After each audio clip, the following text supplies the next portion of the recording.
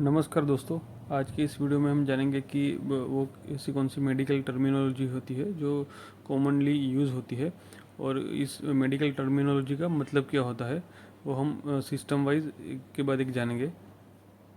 सबसे पहले हम लेंगे हिपेटोबिलियरी और पेनक्रेटिक सिस्टम, मतलब ये लीवर और पेनक्रियास के रिलेटेड जो भी डिजीज़ होता है इसके बारे में हम जानेंगे। जैसे इसमें फर्स्ट हम देख सकते हैं कि लीवर, अगर लीवर के रिलेटेड कोई भी चीज़ होती है तो उसको बोलते हैं मेडिकल टर्मिनोलॉजी में हिपेटिक। और अगर लीवर का इन्फेक्शन या फिर इन्फ्लामेशन होता है, मतलब लीवर में अगर सूजन आ गई है तो उसको बोलते हैं हिपेटाइटिस। फिर अगर लीवर में कोई भी ट्यूमर होता है, मतलब जो लीवर का प्राइमरी ट्यूमर होता है जो लीवर में ही होता है, उसको बोलते हैं हीपेटोसेल्युलर कार्सिनोमा या फिर HCC।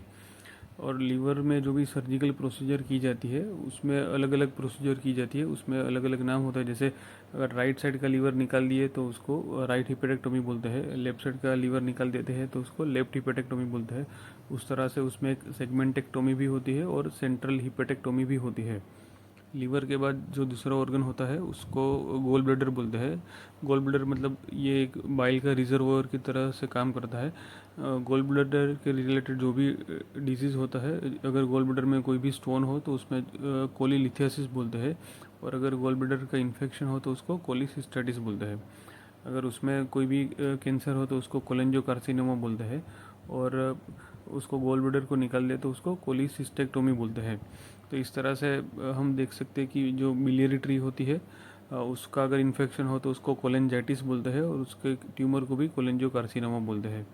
अगर स्प्लीन से रिलेटेड कोई भी मतलब डिजीज़ होता है या फिर उसको रिलेटेड कोई भी चीज़ होती है तो उसको स्प्लेनिक बोलते हैं।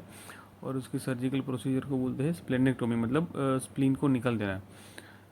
पेनक्रियास के रिलेटेड जो भी तकलीफ होती है उसको पेनक्रियाटिक बोलते हैं, और उसमें अगर इन्फेक्शन या फिर इन्फ्लामेशन हो तो उसको पेनक्रियाटाइटिस बोलते हैं। अगर उसमें ट्यूमर हो तो पेनक्रियाटिक कार्सिनोमा, और पेनक्रियास की सर्जरी को बोलते हैं पेनक्रियाटेक्टोमी, मतलब उसमें पेनक्रियास को निकाल देते हैं। हिपेटोबिलियरी सिस्टम के बाद होता है GI सिस्टम, मतलब गैस्ट्रो इंटेस्टाइनल ट्रैक्ट। उसमें हम स्टमक से लेके रेक्टम, मतलब स्टमक से लेके छोटी आंत और फिर बड़ी आंत, और उसके बड़ी आंत का जो लास्ट वाला पार्ट होता है उसको GI ट्रैक्ट में कवर करते हैं। स्टमक के रिलेटेड जो भी डिजीज़ होता है उसको गैस्ट्रिक बोलते हैं, उसके इन्फेक्शन को गैस्ट्राइटिस, और ट्यूमर को गैस्ट्रिक कार्सिनोमा। और जो सर्जिकल प्रोसीजर होती है उसमें पार्शियल और सब टोटल गैस्ट्रेक्टोमी बोलते हैं, मतलब स्टमक को निकल देना। अगर आप देखेंगे तो किसी भी वर्ड के पीछे, मतलब किसी भी ऑर्गन के नाम के पीछे अगर एक्टोमी आता है, मतलब ECTOMY आता है, तो उसका मतलब होता है कि वो पूरे, मतलब उस ऑर्गन को निकल देना। वो शायद पार्शियल भी होता है या फिर सब टोटल जिसको बोलते हैं वो भी हो सकता है, या फिर टोटल हो सकता है। इस तरह से हम देख सकते हैं कि डिओडिनम जो होता है, जो छोटी आंत का सबसे पहला पार्ट होता है, तो उसको रिलेटेड जो भी डिजीज़ होता है उसको डिओडिनल बोलते हैं। फिर डिओडिनाइटिस, डिओडिनल कार्सिनोमा। इस तरह से हम जेजुनम जो होती है उसको रिलेटेड जो भी होता है जेजुनल, फिर जेजुनाइटिस या फिर एंट्राइटिस बोलते हैं। फिर इलियम से रिलेटेड जो भी डिजीज़ होता है उसको इलियल रिलेटेड बोलते हैं, और उसके इन्फेक्शन को बोलते हैं इलियटिस या फिर एंट्राइटिस। और इलियोस्टोमी एक बहुत ही कॉमन प्रोसीजर है। इलियोस्टोमी जब भी बड़ी या छोटी आंत का ऑपरेशन हुआ हो तो स्टूल पास करने के लिए इलियोस्टोमी किया जाता है। फिर उसके बाद का ऑर्गन आता है अपेंडिक्स। अपेंडिक्स के रिलेटेड जो होता है वो एपेंडिकुलर है, उसका इन्फेक्शन होता है तो अपेंडिसाइटिस। ये बहुत ही कॉमन शब्द या फिर कॉमन मेडिकल टर्मिनोलॉजी है जो हम इधर किसी पेशेंट के डिस्चार्ज फाइल में या फिर किसी रिपोर्ट में हम देखते हैं अपेंडिसाइटिस, और सोनोग्राफी में भी हमें ये देखने को मिलता है। और अपेंडिक्स निकालने की जो प्रोसीजर होती है उसको बोलते हैं अपेंडिसेक्टोमी। फिर जो कोलोन होता है, कोलोन मतलब बड़ी आंत, उसके रिलेटेड अगर इन्फेक्शन है तो कोलाइटिस बोलते हैं। फिर कोलोनिक कार्सिनोमा, और फिर कोलोस्टोमी। कोलोस्टोमी का मतलब होता है कि स्टूल, मतलब जो भी हमारा लेटरिन है वो बाहर निकालने के लिए जो कोलोन होता है उसको स्किन के ऊपर, मतलब हमारी जो एब्डोमेन होता है उसके एंटीरियर वॉल में उसको बाहर ओपनिंग दी जाती है, जिसको कोलोस्टोमी बोलते हैं। वो टेम्पररी या फिर परमानेंट कोलोस्टोमी हो सकती है। फिर राइट और लेफ्ट हेमिकोलेक्टोमी होती है, जिसमें राइट साइड का पूरा कोलोन निकाल देते हैं और फिर लेफ्ट साइड का कोलोन निकाल देते हैं। फिर जो रेक्टम होता है, रेक्टम का इन्फेक्शन होता है उसको प्रोक्टाइटिस बोलते हैं। और अगर रेक्टम निकाल देना होता है तो रेक्टम के साथ बड़ी आंत मतलब कोलोन भी निकल जाता है तो उसको प्रोक्टोकोलेक्टोमी बोलते हैं। अभी हम देखते हैं यूरिनरी ट्रैक्ट मतलब यूरिन रिलेटेड जो भी ऑर्गन होते हैं उसमें क्या मेडिकल टर्मिनोलॉजी यूज़ हो जाती है। तो उसमें किडनी से रिलेटेड होता है तो उसको रीनाल बोलते हैं। अगर उसका इन्फेक्शन होता है तो उसको नेफ्राइटिस या फिर पाइलोनेफ्राइटिस बोलते हैं।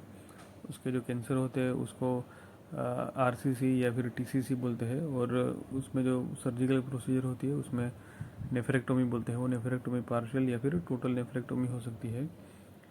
यूरेटर मतलब यूरिन जो किडनी से लेके यूरिनरी ब्लेडर तक ले जाता है जो ऑर्गन है उसको यूरेटर बोलते हैं। और उसके रिलेटेड जो भी डिजीज़ होता है उसको यूरेटरिक बोलते हैं। और यूरेटर में जनरली हमें स्टोन मतलब पथरी होने को हम देखते हैं। फिर यूरिनरी ब्लेडर जो होता है उसके रिलेटेड जो भी होता है वो आइदर सिस्टिक और वसाइकल किया जाता है उसको बोलते हैं। और उसमें जो सर्जरी होती है उसको पार्शियल या फिर टोटल या फिर रेडिकल सिस्टेक्टोमी बोलते हैं। फिर हम आते हैं रिप्रोडक्टिव सिस्टम में, जिसमें प्रोस्टेट होता है तो उसको रिलेटेड इन्फेक्शन हो तो प्रोस्टेटाइटिस या फिर प्रोस्टेटिक कार्सिनोमा बोलते हैं जो जहाँ पर ट्यूमर होता है। उसकी जो सर्जिकल प्रोसीजर होती है उसमें TURP मतलब transurethral resection of prostate बोलते हैं, जिसमें प्रोस्टेट बड़ा होने की वजह से यूरिन पास करने में तकलीफ होती है। तो ये TURP करने की वजह से यूरिन जो पास कर सकते हैं वो हम नॉर्मली कर सकते हैं। ये जनरली बड़ी उम्र के आदमियों में होता है। और अगर प्रोस्टेट निकाल देते हैं तो उसको प्रोस्टेटेक्टोमी बोलते हैं। फिर टेस्टिस रिलेटेड जो भी होता है इन्फेक्शन उसको ऑर्काइटिस बोलते हैं।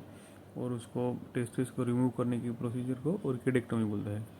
जो यूट्रस होता है मतलब बच्चेदानी उसके रिलेटेड जो सर्जरी की जाती है जो मोस्ट कॉमन सर्जरी होती है वो हिस्टेरेक्टोमी बोलते हैं, जिसमें यूट्रस को निकाल दिया जाता है। यूट्रस के साथ साथ ओवरी को भी अगर निकाल दे तो उसको ऊफोरेक्टोमी बोलते हैं। और उसके साथ फेलोपियन ट्यूब जो होती है जो यूट्रस से होकर ओवरी तक जाती है तो उसको निकालने की प्रोसीजर को साल्पिंजेक्टोमी बोलते हैं। फिर हम आ जाते हैं हेड एंड नेक रीजन में, जिसमें टंग मतलब हमारी जो जीभ होती है उसके रिलेटेड जो भी होता है उसको ग्लोसेटिस बोलते हैं। और फिर उसकी जो सर्जिकल प्रोसीजर होती है उसमें इधर पार्शियल मतलब थोड़ी सी टंग निकलना है, फिर हेमीग्लोसेक्टोमी मतलब आधी टंग निकाल देना राइट और लेफ्ट साइड की, राइट या फिर लेफ्ट साइड की, और फिर टोटल ग्लोसेक्टोमी होता है। फिर जो भी लीप मतलब होठ से रिलेटेड होता है उसको लेबियल बोलते हैं। फिर उसमें जो कैंसर होता है उसको लीप कार्सिनोमा बोलते हैं। जो टॉन्सिल होता है उसके रिलेटेड जो भी जो मोस्ट कॉमन बच्चों में इन्फेक्शन होता है टॉन्सिलाइटिस, और फिर उसकी जो सर्जरी की जाती है उसको टॉन्सिलेक्टोमी बोलते हैं। लेरिंग्स मतलब जहाँ से हम बात कर सकते हैं, जहाँ से आवाज़ उत्पन्न होती है उसको रिलेटेड जो भी होता है उसको लेरिंजियल बोलते हैं। उसके इन्फेक्शन को लेरिंजाइटिस बोलते हैं। और फिर सर्जरी को लेरिंजेक्टोमी बोलते हैं। फिर होता है फेरिंग्स। फेरिंग्स मतलब जहाँ से हम जो भी खाना खाते हैं उसके सबसे ऊपर का पार्ट, ये ईसोफेगस मतलब जो अन्न नली होती है उसके भी ऊपर का पार्ट फेरिंग्स जो होता है उसके भी 3 सब डिवीज़न होते हैं। तो ये फेरिंग्स में जो भी इन्फेक्शन होता है तो फेरिंजाइटिस बोलते हैं। ये मोस्ट कॉमन जब भी वायरल फीवर होता है और जब भी हमें गले में कोई सूजन जैसा होता है तो वो मोस्ट कॉमन उसको फेरिंजाइटिस की वजह से सूजन या फिर हमें बोलने में जो तकलीफ होती है वो फेरिंजाइटिस की वजह से होती है। फिर आता है ईसोफेगस मतलब जहाँ से हम खाना खाते हैं वो ईसोफेगस से होकर फिर स्टमक में पास होता है। तो ईसोफेगस के इन्फेक्शन को ईसोफेजाइटिस बोलते हैं। और उसकी सर्जरी जो होती है ईसोफेगस को रिमूव करने की तो उसको ईसोफेजेक्टोमी बोलते हैं। फिर आता है रेस्पिरेटरी सिस्टम मतलब जहाँ से हम जो भी सिस्टम हम हमारी सांस लेने की जो भी प्रोसीजर होती है उसमें हेल्प करता है। तो उसमें होता है लंग। तो लंग के रिलेटेड जो भी होता है उसको पल्मोनरी बोलते हैं। लंग की इन्फेक्शन को इधर न्यूमोनिया और न्यूमोनाइटिस बोलते हैं। और फिर लंग की भी जो सर्जरी होती है उसको सेगमेंटेक्टोमी, लोबेक्टोमी या फिर न्यूमोनेक्टोमी बोलते हैं। फिर लंग के ऊपर एक कवरिंग होता है जिसको प्लूरा बोलते हैं। प्लूरा की इन्फेक्शन को प्लूराइटिस बोलते हैं। उसके कैंसर को प्लूरल मेसोथेलियोमा, और फिर वो प्लूरा के निकालने की प्रोसीजर को प्लूरेक्टोमी बोलते हैं। फिर ये जो ट्रेकिया होती है, ट्रेकिया मतलब जो भी जहाँ से हम सांस लेते हैं जो जिस विंड पाइप जो जिसको बोलते हैं जहाँ से सांस हमारे लंग्स में जाती है वो ट्रेकिया से होती है। तो उसमें जो कैंसर होता है उसको ट्रेकियल कार्सिनोमा बोलते हैं। और उसकी जो मोस्ट कॉमन एक प्रोसीजर होती है ट्रेकिया की उसको ट्रेकियोस्टोमी बोलते हैं। ये ट्रेकियोस्टोमी सबसे ज़्यादा जिस ही पेशेंट को आईसीयू में रखा जाता है और उसको वेंटिलेटर में रखा जाता है उस पेशेंट को ट्रेकियोस्टोमी के थ्रू हम आर्टिफिशियल वेंटिलेशन देते हैं, मतलब वो पेशेंट सांस ले सकता है, जो खुद से सांस नहीं ले सकता वो ट्रेकियोस्टोमी के थ्रू वेंटिलेशन से सांस लेता है। फिर आता है ब्रोंकस, मतलब ट्रेकिया के बाद लंग में जो भी एयर आगे ले जाता है वो ब्रोंकस होता है। ब्रोंकस का इन्फेक्शन मतलब ब्रोंकाइटिस, जैसे हमें कोई भी वायरल फीवर होता है तो उसमें हमें बहुत ज़्यादा कभी कभी खांसी या फिर कफ हो जाता है, तो ये एक सिम्टम होता है ब्रोंकाइटिस का। उसके रिलेटेड जो भी होता है उसको ब्रोंकियल कार्सिनोमा बोलते हैं ट्यूमर को। और फिर उसमें एक प्रोसीजर की जाती है जिसको बाल बोलते हैं, ब्रोंको अल्वियोलर लवारी। ये ब्रोंकोस्कोपी थ्रू किया जाता है और उसमें ब्रोंकस में से फ्लूइड लेते हैं और उसको सैम्पलिंग के लिए भेजते हैं। फिर आता है सर्कुलेटरी सिस्टम, मतलब जो सिस्टम हमारे शरीर में खून जो होता है उसको सर्कुलेशन में हेल्प करता है, तो उसमें सबसे पहले हार्ट आता है। हार्ट रिलेटेड जो भी होता है उसको कार्डियक बोलते हैं, और उसके इन्फेक्शन को मायोकार्डाइटिस बोलते हैं, और उसका ट्यूमर जो होता है उसको जनरली मोस्टली सार्कोमा या फिर मिक्सोमा टाइप का ट्यूमर होता है। फिर आता है पेरिकार्डियम, जो हार्ट का कवरिंग होता है, तो उसके इन्फेक्शन को पेरिकार्डाइटिस बोलते हैं। और फिर एक प्रोसीजर होती है पेरिकार्डियोसिंटेसिस। फिर आर्टरी, मतलब जो हार्ट से लेके खून हमारे शरीर के दूसरे ऑर्गन को और दूसरे पार्ट्स को जो खून ले जाती है, जो भी ब्लड वेसल, उसको आर्टरी बोलते हैं। और उसका इन्फेक्शन और आर्टराइटिस बोलते हैं। और वेन का मतलब होता है कि जो ब्लड हमारे दूसरे ऑर्गन में है वो वहाँ से हार्ट में जो लाती है जो भी ब्लड वेसल, उसको वेन बोलते हैं। और उसके रिलेटेड जो भी होता है उसको वीनस बोलते हैं, और वेन के इन्फेक्शन को फ्लेबाइटिस बोलते हैं। फिर आती है नर्वस सिस्टम। नर्वस सिस्टम में ब्रेन और ब्रेन से रिलेटेड जो भी ऑर्गन होते हैं वो इंक्लूड किए जाते हैं। ब्रेन के दो पार्ट होते हैं, जैसे जिसको हम छोटा या फिर बड़ा ब्रेन जानते हैं। जो छोटा ब्रेन होता है उसको रिलेटेड होता है जो उसको सेरेबेलर बोलते हैं, और जो बड़ा ब्रेन का पार्ट होता है उसको सेरेब्रल बोलते हैं। उसमें अगर इन्फेक्शन या फिर इन्फ्लामेशन हो तो उसको सेरेब्राइटिस या फिर सेरेबेलाइटिस या फिर एनकेफेलाइटिस बोलते हैं। और उसके ट्यूमर को ग्लायोमा या फिर ग्लायोब्लास्टोमा बोलते हैं। ब्रेन में जो फ्लूइड होता है, जिसके अंदर फ्लूइड होता है जिसको हम ब्रेन वेंट्रिकल बोलते हैं, तो उसके रिलेटेड जो भी होता है उसको वेंट्रिकुलर और वेंट्रिकुलाइटिस बोलते हैं। और उसके ट्यूमर को एपेंडाइमोमा बोलते हैं।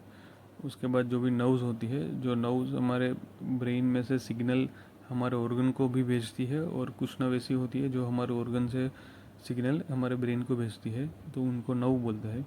तो नर्व से रिलेटेड जो भी होता है उसको न्यूरल, और उसकी इन्फेक्शन या फिर इन्फ्लामेशन को न्यूराइटिस, और उसके ट्यूमर को न्यूरोमा बोलते हैं। फिर होता है मस्कुलर सिस्टम, मतलब मस्कुलोस्केलेटल सिस्टम। उसमें मसल से रिलेटेड होता है उसको मस्कुलर बोलते हैं, और इन्फेक्शन या फिर इन्फ्लामेशन को मायोसाइटिस या फिर मायोपैथी बोलते हैं। अगर कोई भी बोन से रिलेटेड डिजीज़ है तो उसको ओस्टियो या फिर स्केलेटल से जाना जाता है, और उसमें इन्फेक्शन होता है तो उसको ओस्टियाटिस या फिर ओस्टियोमाइलिटिस बोलते हैं। और ट्यूमर को ओस्टियोसार्कोमा बोलते हैं।